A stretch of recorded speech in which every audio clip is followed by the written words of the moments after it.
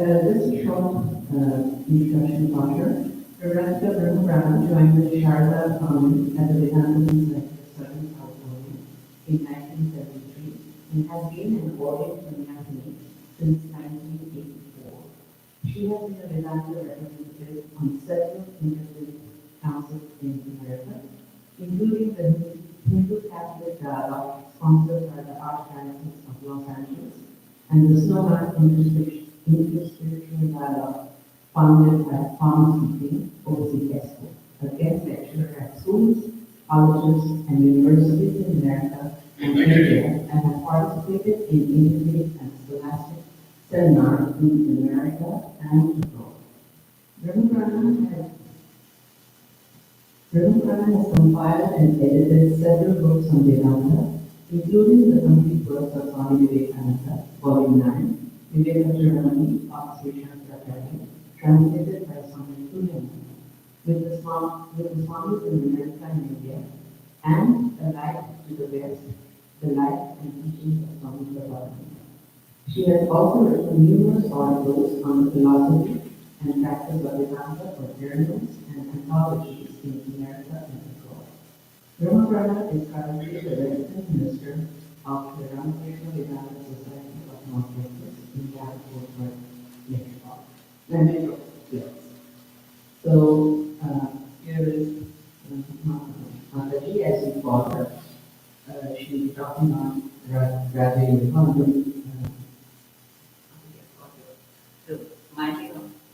Managing the mind.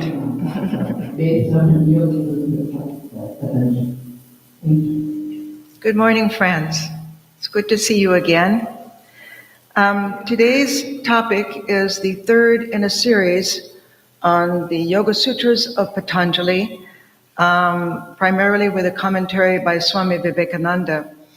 And today's subtopic is how to increase our mind's capacity and power.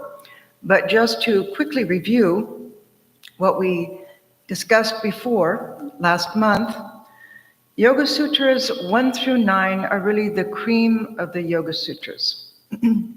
Sutras 1 through 4 summarize yoga. For example, the cessation of the vrittis, the thought waves of the mind. One's true nature is revealed. When they're not stilled, our true nature is obscured, and our true nature is the Atman. Sutras 5 through 11 reveal point by point the nature of the obstruction to the unfoldment of the Atman. Sutra 5 tells us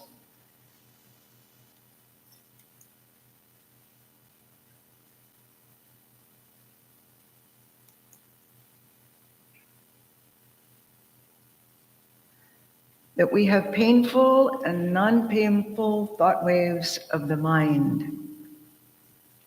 Through to 6 through 11, Patanjali analyzes the 5 kinds of mental activity in our mind, our thought waves: knowledge, misapprehension, verbal delusion, sleep, and memory. So it's important to understand the types of thought waves that obstruct the Atman and disturb our mind. First, we have to know what our obstacles are before we can overcome them. We need to also understand what the mental faculties we have to develop in order to still the negative thought waves. For example, to develop right knowledge, we must be aware of verbal delusion and misapprehension that's going on within our mind. Second, we then must adapt practical Vedanta, behave according to time, place, and circumstance. When one is able to do that, one is in line with the flow of spiritual life. Sutras 12 through 16 tell us how to control the movements of the mind through practice and non-attachment. Now, this whole process, it doesn't happen in a day. It doesn't even happen in a year. It may happen in your lifetime. The important thing is not visions. The The important thing is transformation of character. So the central point of practice is first we must learn to respect our practice. How? To recognize the value of what we're trying to do in order to attain such a high goal. And then take it seriously by steady commitment. Just as when we go to school, we have to have qualified teachers. And so in spiritual life, it's like entering a chemistry lab without a qualified teacher. We can blow ourselves up. So it's very important to seek a teacher who has some realization and who is from a qualified lineage, a respected and qualified lineage. So the central points of non-attachment are let your vrittis remain. See, there's nothing wrong in having thoughts. Thoughts can't be destroyed, even after realization. It isn't the thought that disturbs us. It's the wave that comes out of the thought. It's the afterthought that disturbs us and that continues to disturb us. It's our reaction to the thought. It's our indulgence and interest in the thought and the imitation of the thought that disturbs our mind. So what is a positive, gradual way to develop renunciation? Renunciation was called in the Portland Center when Swami Asheshananda, Holy Mother's disciple, was alive. He used that word a lot. And the devotees were so frightened of it, they called it the R word. But it's nothing to be frightened about. It can happen in a gradual way, and that is through love of God and devotion.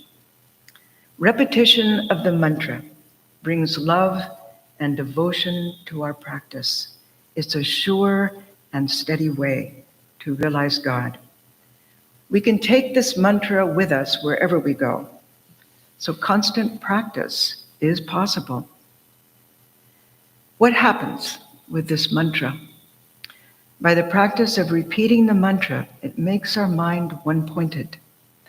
And the more we practice, the easier it becomes. Sutras 15 through 16, we talked about how to attain perfection in non-attachment.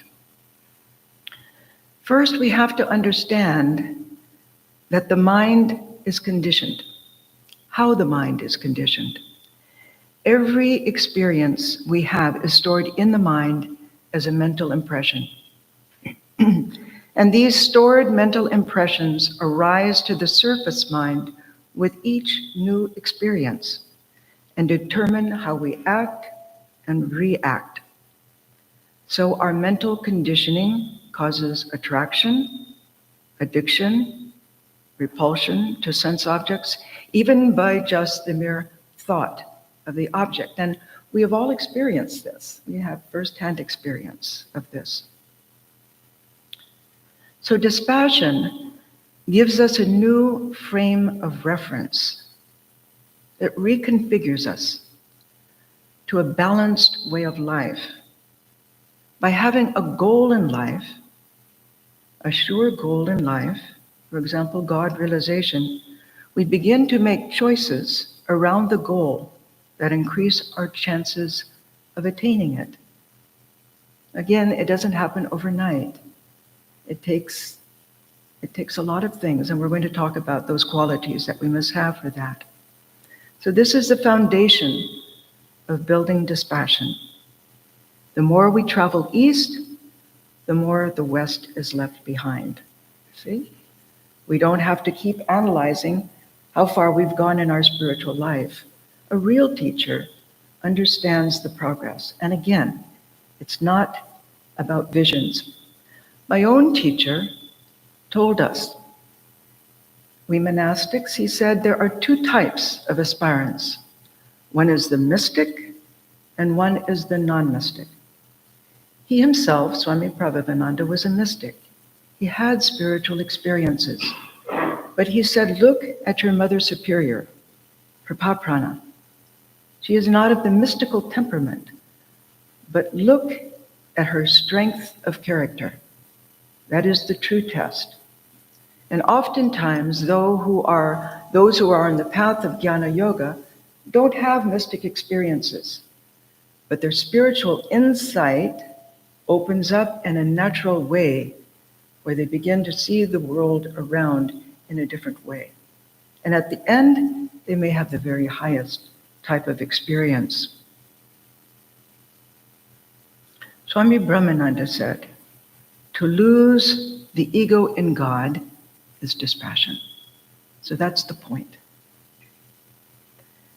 When the mind is steadied, it develops a larger sense of being.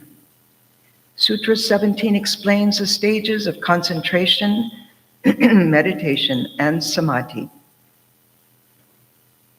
Again, this is a review of our last talks. The practice of the process of deepening our range of cognition and spiritual insight through abhyasa, which we learn about in Sutras 12 through 14, is steadiness and constant practice. This takes discipline. Yes, if we don't feel like meditating in the morning, usually sunrise and sunset are the auspicious times. That's where both nostrils of the nose are opened up and the prana is flowing through both nostrils. Usually only one nostril at a time is flowing freely. And so the mind is at its quietest at that time, the Brahma Murta. And also nature is at its most quiet. So that is an auspicious time to practice. Vitarka, this stage of vitarka, is to direct the mind to a particular object and try to focus there. Now, those of you who are truly practicing understand how difficult this is. We try to sit, and the monkey mind wants to run away. And so our practice is much like pratyahara, bringing the mind back, yes, and trying to focus on the form of God, whatever that form may be. And again, the mind wants to run away, and again, we bring it back. We begin to develop a deeper understanding of the object when we practice this. This deeper insight awakens joy within us. This is called the joy of concentration. If we can steady the mind for 6 seconds, dharana, that is called the joy of concentration. It's an inner joy that's experienced. And this joy will always be there with us. But distracting thoughts, again, will cover it up. Now let's talk about the stages. Our teachers tell us to concentrate on a gross object of choice. By gross, I mean the form of God. Then they tell us to try to feel the presence. For example, what if you were in a dark room and your chosen ideal entered that room? You would feel the presence of your chosen ideal, just as you feel the presence of those who are near and dear to you. Is it not? And so also try to feel the presence. Try to feel what it would be like to have Holy Mother, Jesus Christ, Lord Buddha, Sri Ramakrishna, enter your room. Then we become absorbed in the subtle realm of ideas and qualities emanating from the form, that presence. It exudes the quality. For example, if Sri Ramakrishna were to come to you, what would you feel? You would feel unconditional love. Yes. And an all-pervading sense of peace. The same with any avatar or divine Shakti. You would feel the power emanating from their divine source. And then as we feel these qualities, we be and become one with that subtle reality. We begin to imbibe those qualities. And the greater the duration of time of absorption, the greater the intensity and involvement with our chosen ideal. The object begins to unfold its mysteries. Now, how does this happen? Say, for example, you're meditating on the form of Sri Ramakrishna. You're actually meditating on the formless aspect, the divine realms in which he traveled. His form represents that. His form exudes that. And so over time, we begin to get a taste of that experience, of those experiences. And as we do, we lose a sense of time and space. And though the I-ness is present, we know I am experiencing this. In jnana, knowledge, it's Shakti. And as soon as we know, we have the capacity to use this power that comes to us. There is a euphoric ecstasy and joy that accompanies this experience. We lose body consciousness to some extent, but we're not beyond Prakriti. We can have a fall. Just as we discussed last night with Swami, the stages that Venerable Ananda Maitreya described. Yes, you may be a stream enterer one time, and then you may enter it again, but you can also have a fall. You can also see the qualities that are holding you back, you see?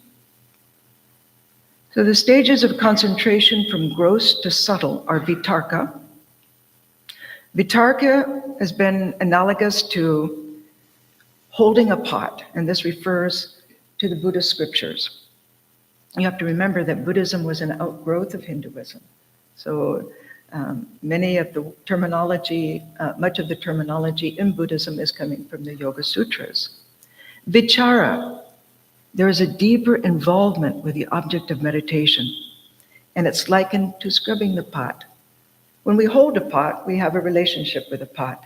When we start to scrub the pot, we're involved with the pot. Then comes Ananda, holding the shine of the pot.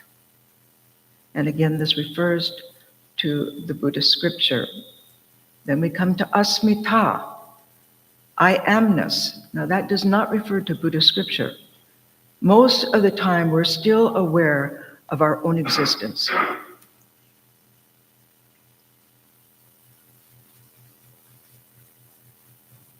Even while meditating. Now, what is this I am? A good example that I often give is when you first wake up in the morning, before you start to identify yourself. That is the time we are closest to that sense of amness. Then we remember, oh, this is Brahmaprana. I'm here in Dallas Center. I'm the resident minister, and these are the things I have to do today. We start to immediately identify ourselves with our mind and body complex, and then with the actions that we're responsible for, and so on and so forth.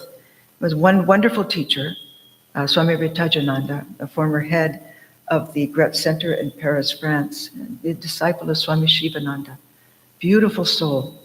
And he gave this wonderful teaching. He said, when you first wake up in the morning, identify yourself immediately. I am a spiritual being. That thought goes deep into your subconscious. Try to do that every day, and that will affect your action throughout the day, and over time, it will affect your action tremendously.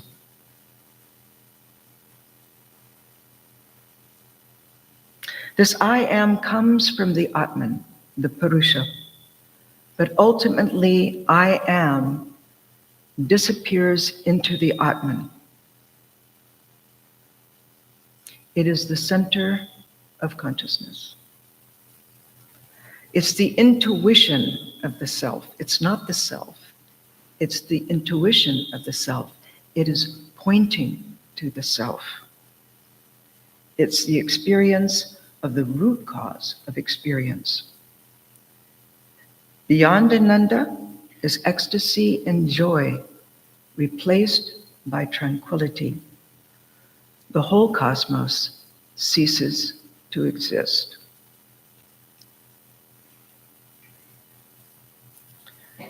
We're aware of Prakriti and Purusha. We're merged in the unmanifested Prakriti of the universe.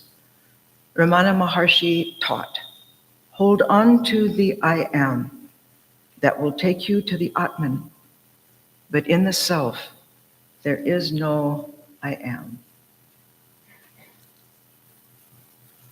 So there's a tremendous amount of power that's generated.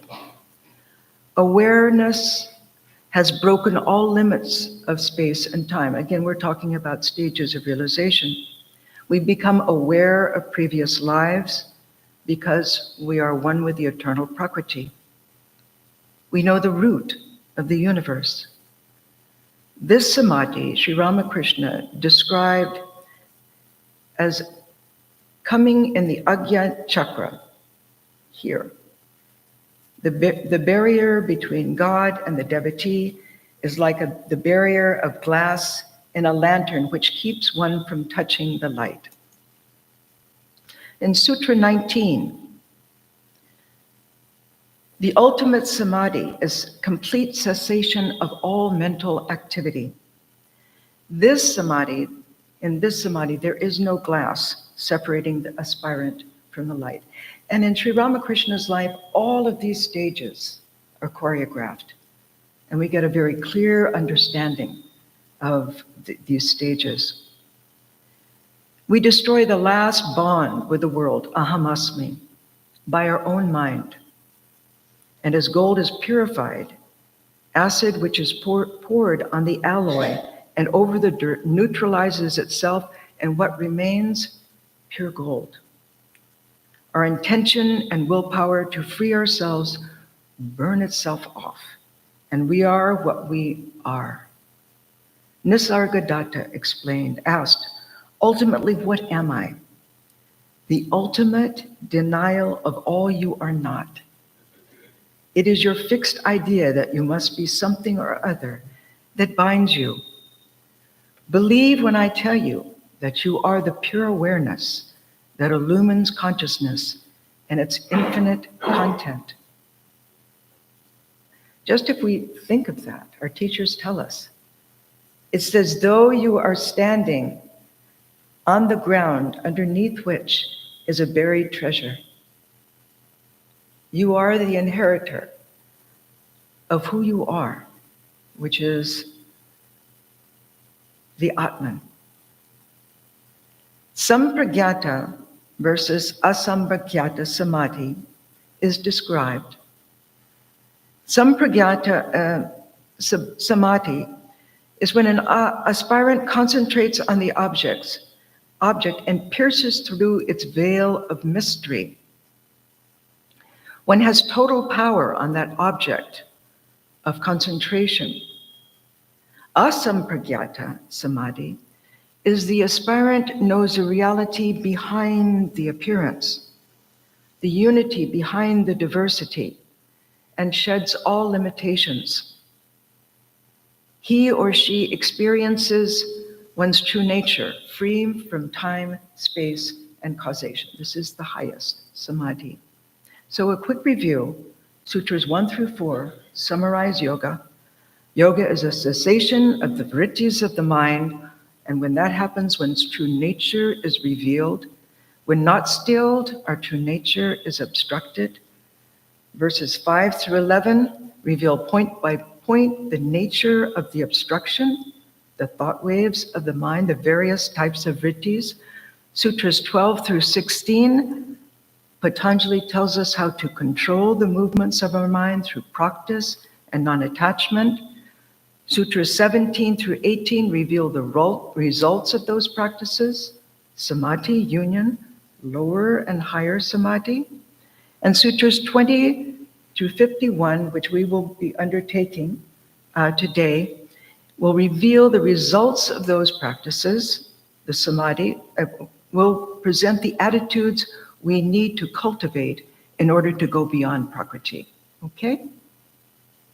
So, the attitudes we need to prepare and develop the mind.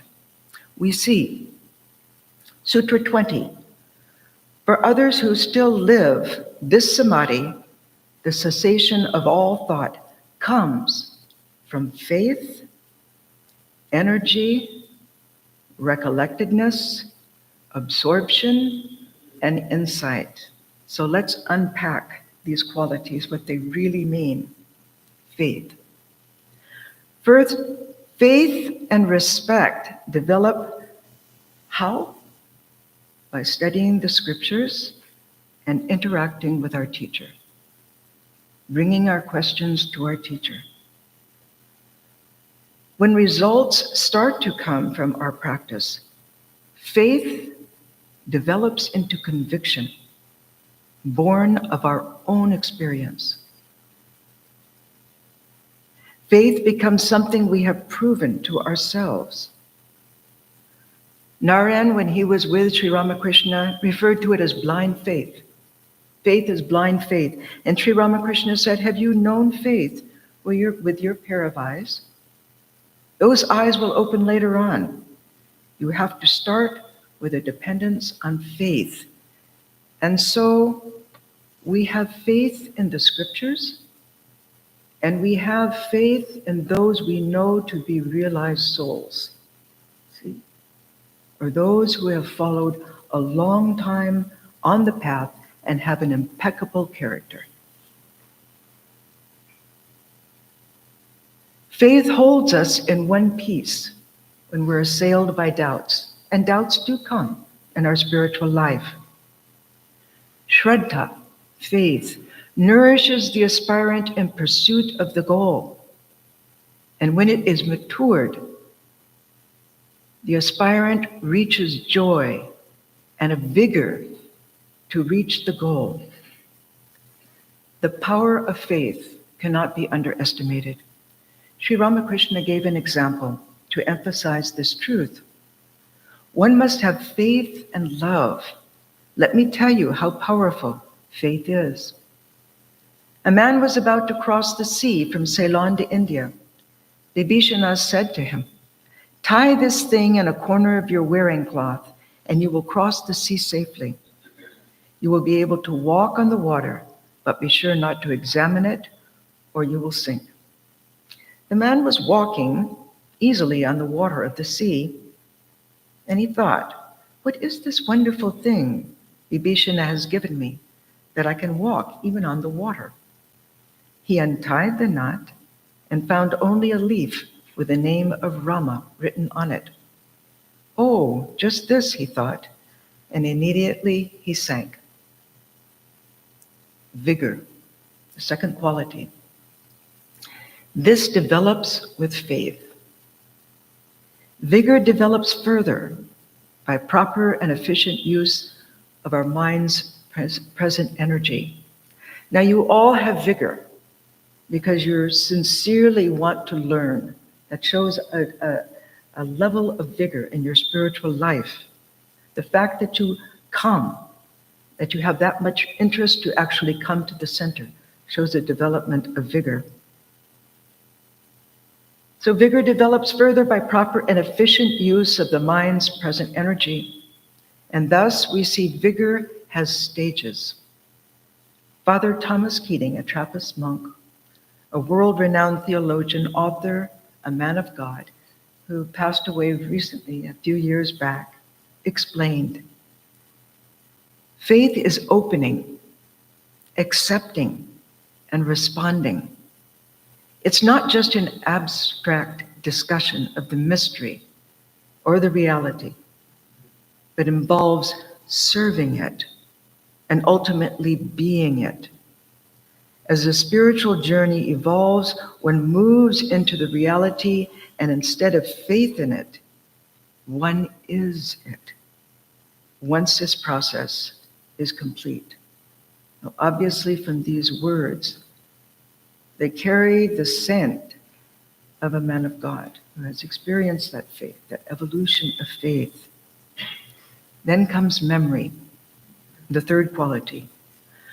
Mindfulness and recollectedness are the best use of memory. We can be mindful and recollect anywhere we are. This kind of memory supports our practice and deepens our faith. Swami Turiyananda explained, if you constantly remember that the world is unreal, what can desires do? There is no harm in fulfilling small desires, but those that make us forget the Lord are dangerous. It does not matter that you have to live in the world. If you but keep remembrance of the Lord, desires cannot lead you astray. Then comes absorption. Complete concentration for even an instant validates our conviction. Swami Brahmananda explained, the more the mind is absorbed within, the greater will be the joy of meditation, and when once you taste the joy in your spiritual practices, the desire to continue in them will grow. And some of you, if not all of you, have had that experience in your spiritual life. There's a taste for meditation. And if we don't have our morning meditation, our whole day seems to be off kilter. It's a food that we found that we need to keep us centered. Then you will no longer have to ask how long you should meditate. Your own mind will tell you. Finally, insight or illumination. That gives us right understanding. A pure state of awareness, wherein we are able to discern the truth behind the appearance. This comes in subtle stages, this insight. I'm not talking about the highest insight now. I'm talking as you progress in your spiritual practice, you will become very, very sensitive to people, to circumstances, and you will be able to gain an insight into the proper way to act according to time, place, and circumstance. But when you reach this level of insight or illumination, it's pure state of awareness. And here in this sense, faith is a felt truth. It's acknowledged across the major spiritual traditions of the world. Again, Thomas Keating disclosed, God in every sense experience is fully present, and the eye of faith opens to see that interpenetration, God pervading everything, more and more. We are invited to let our old self die. Faith can also arise from rock-solid logic of a spiritual tradition's philosophy, as we have in Vedanta. Nisargadatta Maharaj gives the example. When you see the world, you see God. There is no seeing God apart from the world. Beyond the world, to see God is to be God. The light by which you see the world, which is God, is a tiny little spark. I am. Apparently so small, yet the first and last in every act of knowing and loving. That sense of I am, though we're unaware of it. In this way, we take Sri Ramakrishna's words to heart. Have faith, and you will achieve everything. So again, this faith evolves. Faith, vigor, memory, insight, absorption. Sutra 21. Success is speedy for the extremely energetic. This is how important vigor is in our spiritual life. Our determination intensifies our practice. Swami Shivananda, disciple of Sri Ramakrishna, advised, what is wanted is intensity, yearning, and sincerity. Once you have the yearning in your mind, success is near at hand. All this does not happen in a single day. Persist in your efforts with determination, and everything will come about in due course. One monastic devotee went to Swami Pravrajika, very discouraged about her spiritual practice. And the Swami said to her, "You're on the train. The train is moving, whether you are asleep or awake. Once you take that step into a spiritual tradition and accept the guidance of a teacher, you are embraced by that tradition. And all of our gurus in this tradition never claimed to be the guru. At the time of initiation, the guru is Sri Ramakrishna. All of the mantras come down from Sri Ramakrishna. So our human gurus are merely the channel for that force.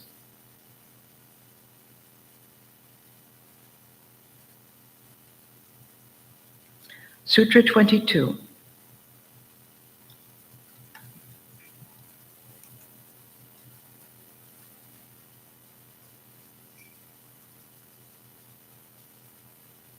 The success of yogis differs according to the means they adopt, as mild, medium, or intense. So is our spiritual practice, so are the results of the spiritual practice. Meditation is a state of mind, a mood of the mind, a mental evolution. We should ask ourselves, how committed am I? Does my sincerity wax and wane? Do I want to establish a regular routine? And if I do, can I stick to it? Do I want to devote myself to spiritual life and make my practice the center of my life? Sutra 23. Or by devotion to the Ishvara. Though the yoga system based on the Sankhya philosophy is also a marked difference, yoga allows for a supreme being, the personal God, but Sankhya is atheistic. However, to the yogis, Ishvara is not a creator God or a preserver God of the universe. Now that's different from Vedanta. So it's important to know in yoga, Purusha is a special type of being. To attain inner mind control, it requires intellectual conviction and relentless effort along with tremendous willpower. And not everyone can do it. Psychic control is the methodology. And it develops a difficult to achieve quality, so we really must go at it with intensity. But we learn from our teachers. Since we have emotion, we can direct that methodology more easily towards the Ishvara, with eventually the same results as that of a strict Advaita Vedantin. How?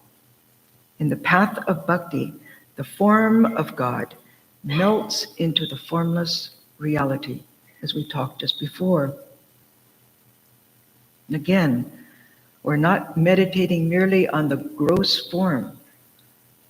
Through our meditation, we are the inheritors of the divine realms that form of God has attained.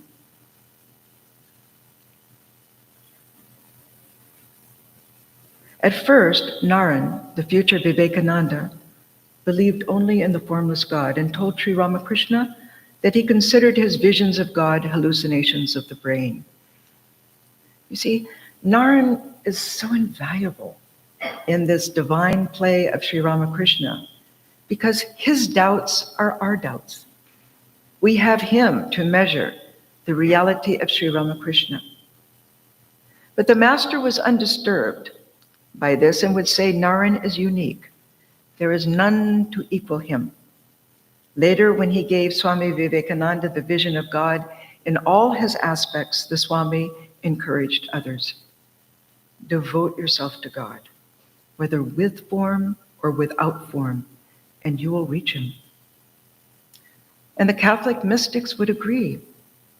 St. Thomas Aquinas defined a human being as a certain capacity for God.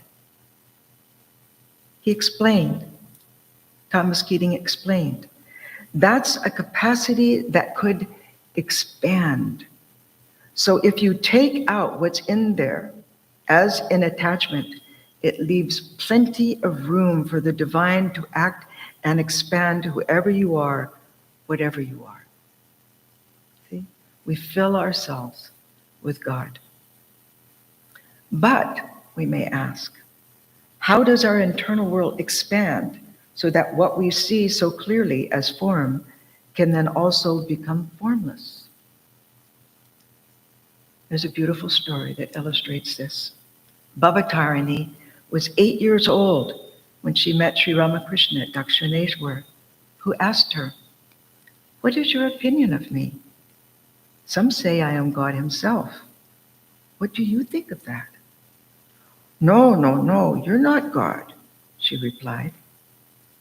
In her own words, years later, she then recalled, "Then all of a sudden, I began to perceive a sweet fragrance used in worship. I thought the fragrance might be coming from him, Sri Ramakrishna. I tried to locate it and looked around his ears. While I was very close to him, suddenly Ramakrishna's form disappeared in a brilliant light, the color of the rising sun, and his form appeared as a luminous shadow in that light. I tried to feel his body, but could not. Then after some time, the light faded gradually, and again I could see him." Years later, Bhavatarani went back to Dakshineshwar to ask Sri Ramakrishna about that experience. Sri Ramakrishna just returned from the temple and sat near Bhavatarani. She said, "But before I could ask him, I again saw his form disappearing in a blaze of light. I touched him again and again, but nothing happened. His body was soft, as though no bones were there. Then I lost consciousness, and my head fell on his lap. When I came to, I found Sri Ramakrishna passing his hand over my back. I said, 'Thakur, Thakur, what are you? Are you Bhagavan? Are you Krishna? Are you Rama? What are you, Thakur?' That experience comes from grace. But how can we expand our level of devotion in order to also attain that height of oneness? That comes from undertaking the meaning of pranidhana, devotion. If we're convinced of the divine, the formula of chitta vritti nirodha, in other words, a cessation of thought waves of the mind, we start by trying to keep recollectedness of the divine. When trying to meditate, we're trying to conceptualize the divine being. We're interacting with the divine, creating vritti after vritti, one after another, of the same object all the time. Sometimes our teachers tell us, if you read the Gospel of Ramakrishna before you go to meditate, and then you meditate, you try to meditate, feel as though you are in the room, Sri Ramakrishna's room when he is giving the instruction. Feel that you are there. That is interacting with the divine. That's called meditation on the divine lila. Even when you are reading separate from meditation, feel you are there. Feel as though he is talking to you. In the waking life, meditation generates desire to perform karma yoga, We focus on the worship of the divine through all of our activities and try to see the reality behind the appearance. Now, karma yoga, we say we're going to perform karma yoga, but karma yoga is actually when the mind is united with God as we are performing karma yoga. It's the most difficult yoga of all the yogas. When we interact with the world, we try to feel the emotional involvement with the divine, by hook or by crook. We try to feel we're serving our chosen ideal, no matter whom we're serving. Our husband, our wife, our children, our friends, or in humanitarian service, we're serving the living God, the one living God, my chosen ideal I am serving in others. As an ordinary person, we may feel entitled to the results of our work, but as a devotee, we instead make those an offering to the divine. That's hard. Praying only for knowledge and devotion. And so at the end of the day, we offer up the fruits of our actions, good and bad, to the feet of the Lord. And therefore, we become free from karma. If we only offer our good actions, they only become meritorious deeds. They're not yoga. They won't free us. We'll go to heaven, but we won't go to Ramakrishna Loka. See? So we have to learn to surrender, both good and bad. And eventually we become bound to think of the divine at all times. Our personality becomes saturated with the awareness of the divine. And to truly see these great men and women of God performing such action is an inspiration.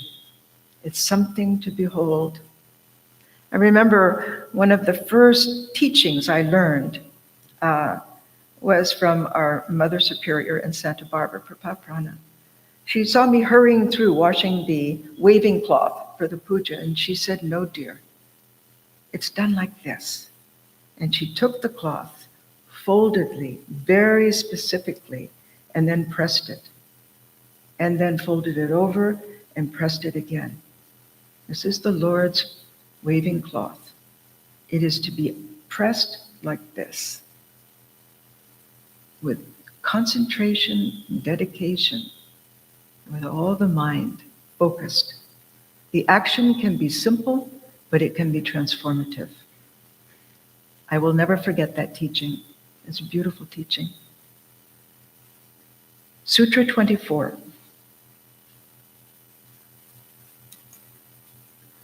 Ishvara, the supreme ruler, is a special Purusha, untouched by misery, actions, their results, and desires. Now, Patanjali's yoga definition of Ishvara is a supreme soul, explained more fully in Sutra 25. It's not the Vedanta concept of Ishvara, untouched by ignorance, of the personal God as creator, preserver, and destroyer of the universe.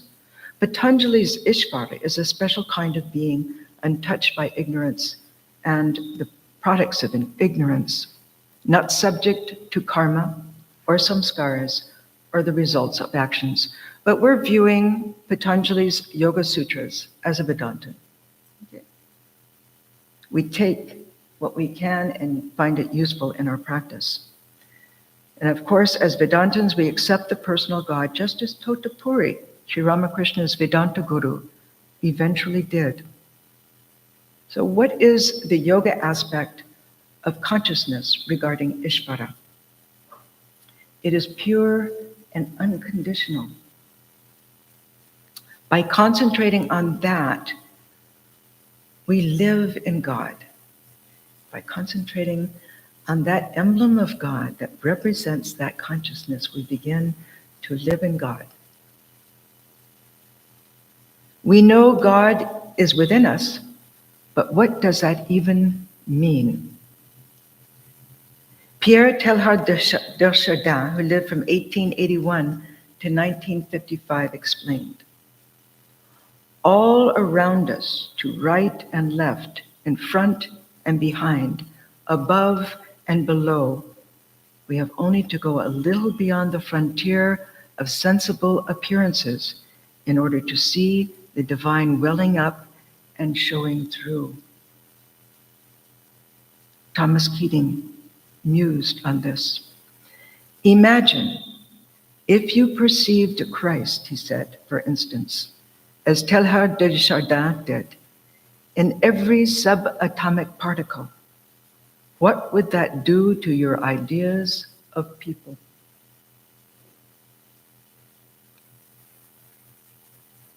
Sutra 25.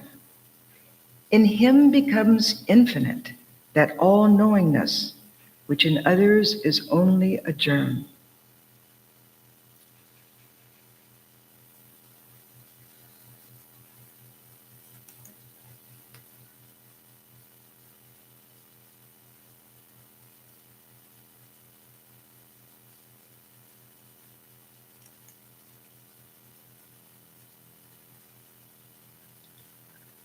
The source of all knowledge, beyond all knowledge.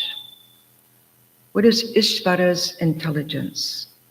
Our imagination falls short.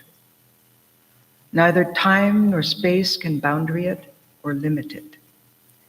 Immeasurably large and infinitely present. Sarvagya, to know everything. Though knowledge is one, when contained in a jiva, ordinary individual, it is measurable. We as jivas can become siddha, perfect, but never Ishvara. All-knowingness is the very element of consciousness. Where there is consciousness, there is knowing. If consciousness is pervasive, then it is all-knowing. One day when Sarada Devi was staying at Nilambar Babu's house near Bellarmat, she had the vision of Sri Ramakrishna. She saw Sri Ramakrishna coming along the road by the side of the house. He was followed by Naran, Baburam, Rakal, 3 of his Ishvarakotis, ever-free monastic disciples. A stream of water was springing from the master's feet and flowing in front of him in waves. She said to herself, why, the master is everything. The Ganges has sprung from his feet.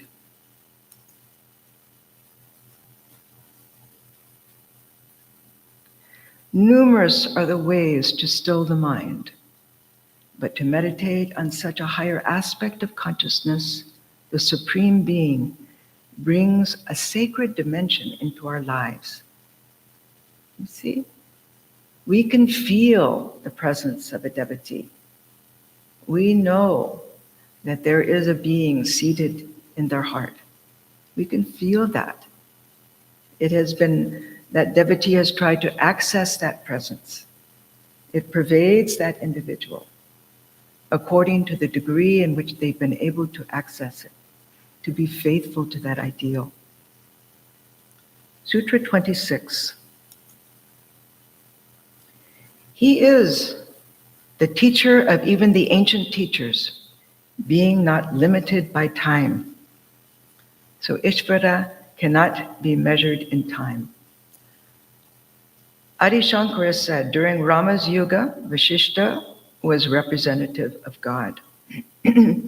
But he was a student of God. In the Satya Yuga, Brahma was the Yugacharya. In the Kali Yuga, it is me. Vyasa, Vashishta, Brahma, Shankara all inherited knowledge from their predecessors, who inherited from the source of knowledge, Ishvara. So the Guru emanates from the concept of Ishvara. Once I asked Swami Sheshananda, disciple of Holy Mother, for Advaitins following the strict path of non-dualism, what is their savikalpa samadhi, lower samadhi? He said, the experience of the Guru.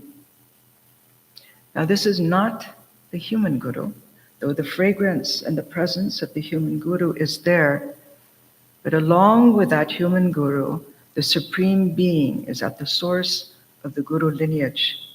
It's a felt presence, Satchidananda Guru, a glimpse of Brahman. It is a glimpse of Brahman. So how to meditate on Ishvara? The divine presence grows into a sense of divine omnipotence. Verse 27. His manifested word is Om. Pranava is a sound symbol representing Ishvara, the ground of existence. Om is not an ordinary word. There's a deep connection with what it signifies. One Vedanta commentator, Devadatta Kali, explained, its vibration embodies the divine presence, and its utterance is filled with power. Om is the expression, not just the symbol, of the Supreme Being. Ishvara and its symbol is the eternal, not fragmented by time or space. Ishvara is a structural meaning. The grammatical meaning is that Brahman is united with Maya, and that is the personal God, God with attributes. As Vivekananda said, the highest possible reading of the Absolute by the human mind. We have to remember that in the Yoga Sutras, we understand mind is subtle matter, you see? And so we're able to have the experience of the personal God, God with form. But to go beyond that, we have to go beyond mind. The symbolic meaning is an entity whose qualities are beyond our understanding, beyond the dimension of space or time, the fabric of our mind, and thus cannot conceive of Brahman without the preconception of space and time. Qualities come later. We can only conceive of his name and form, and yoga explains how this works. When we hear a name, the brain has a capacity to convert sound energy into thought energy, ideas. God, Allah, Ishvara, these words have the same idea but a different sound, which has a capacity to explode within the mind the same idea within us once it reaches our ears. Sound in whatever form has an inherent capacity to explode itself into energy known as ideas or thought processes. Shabda, sound, becomes artha, meaning. Sound converts into meaning. That capacity is the metaphysical principle of sound called Sphotavada. The name of God and his form are inseparable. Patanjali explains that Om is not just a symbol of Brahman, but its expression. In the Jewish mystical tradition, we hear of the Tetragrammaton, the name of the Most High, too sacred, too devastating to utter aloud. And it is said that he who can rightly pronounce it causes heaven and earth to tremble, for it is the name that rushes through this universe. Om. Om is a seed of creation with 4 parts. It signifies the world that comes into existence. Ah is the beginning, U is the middle, is the end, and the vibration that follows. The metaphysical principle of language. Each sound has an innate meaning built into it. Ah comes from the root of the throat, and air within blows out without obstruction. With the help of the lips, will roll sound through the mouth cavity, not touching the palate. Has the closed lips. The whole gamut of languages moves from the base of the throat to the end of the lips, and each word has a symbolic meaning. So Om is the basis of all sounds. It represents the whole phenomenon of sound production, the matrix, the medium of all sounds, all creation. It's interesting, when Swami Lokeshwananda came to Santa Barbara, he was taking supper with us in the convent. And he said to us, this place, it's 50 acres, it's up in the mountains, about 10 minutes from the ocean, just a beautiful, beautiful sanctuary. He said, I can hear the pranava sound. One time at Bellarmad, Shantananda, disciple of Holy Mother, was with the monks in his room, and they were taking a gospel class from him, and they came to a passage when Sri Ramakrishna was talking about the pranava. And the monks asked Shantananda, is it true? Can one hear this pranava? And Shantananda said, yes, I'm hearing it now.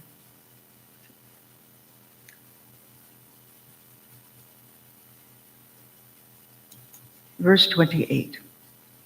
The repetition of this Om and meditating on its meaning is the way. By repeating, we allow that vritti to rise within us. It forms a samskara within us. And that vritti will reveal what Brahman is. So what is the practice? Mental repetition called japa. And that can be performed alone or along with meditation. And in that, we try to conceive of the absolute, which is symbolized in the mantra. The mantra always has the seed word of the absolute within it, along with the seed word of the particular aspect of the divine. Slowly, we develop the capacity within ourselves that is already a potential capacity within us. Our potential flourishes, and we merge with the ideal. And where is it anchored? In our true original nature. So this mantra is like a golden thread. It links us to our chosen ideal. The mechanics of the results are Om is the expression of divine energy, and when verbalized, the outward expression is a physical sound. When repeated mentally, the vibration is subtle, of a higher order. We can repeat Om while meditating on its meaning, and when experienced in deep meditation, it takes us close to the divine source. We're coming now to the end, Sutra 29. From that is gained introspection and the destruction of obstacles. So this is the process of being and becoming. We identify ourselves with things around us. Insulting words can hurt us. We're exposed to various situations, and we get our ego involved. And we know this is not my true original nature. Scriptures are not a literary creation. They are the seer's depictions of a direct experience. So the sacred scriptures have a tangible vibration. And as we read and study them, we receive their darshan through the pages of their books. Yes, it's true. To validate this in my mind, I once asked Swami Shraddhananda, disciple of Swami Shivananda, former head of the Vedanta Society of Sacramento, who was an Upanishadic scholar. He was mystic as well. If some scriptures have a greater darshan than others, yes, he responded immediately. The 10 major Upanishads, the Bhagavad Gita, Swami Vivekananda's works, and the Gospel of Sri Ramakrishna. He said that there is a vibration that comes off these scriptures. Swami Pravrajika told us we must read the Gospel aloud for 20 minutes in the convent every evening. He said this creates an atmosphere. It creates a tangible atmosphere. And couples can do it as well. You can meet, I've seen couples who read together after breakfast. You can read together before meditation. Reading aloud from the Gospel of Sri Ramakrishna creates a tangible atmosphere.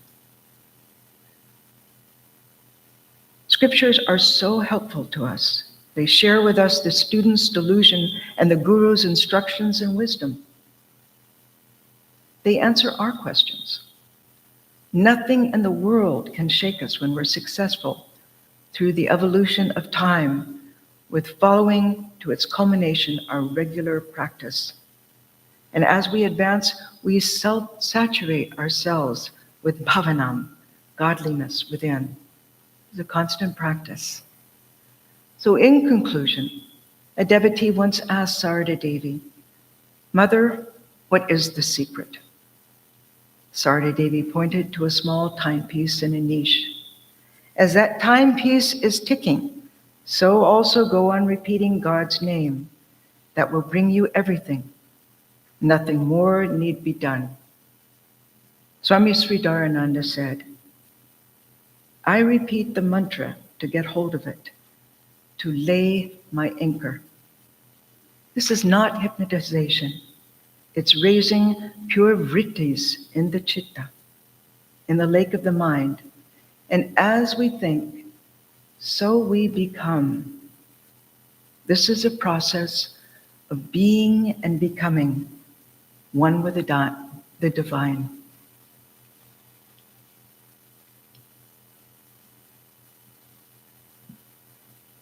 So we'll end here for now.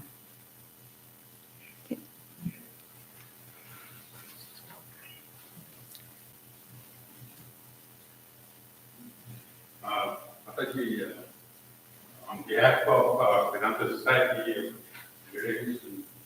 may we offer a little humble pranami to our Mataji. Thank you for coming here. Thank you for inviting me. Jai Thakur, Jai Ma. Jai Ma. And friends, it's your continued support and patronage that pays for the expenses of the temple, that we will make for bringing in Swami Mataji here, and also for maintenance of continued maintenance of this building. Probably some of you know that we have had we used to have ugly scars all around exterior of this building. And very recently we finished a project to clean up and paint the exterior of this building. And it's all your money that came in supporting us. Please continue to do so. We will continue with Thakur's grace to continue to offer our organization. Thank you. So we started a little late today. When would you like to come back? We need to take a little bit of a voice rest. About a quarter off? Okay. Okay. And I just asked that I have a little bit of quiet time to let the voice rest.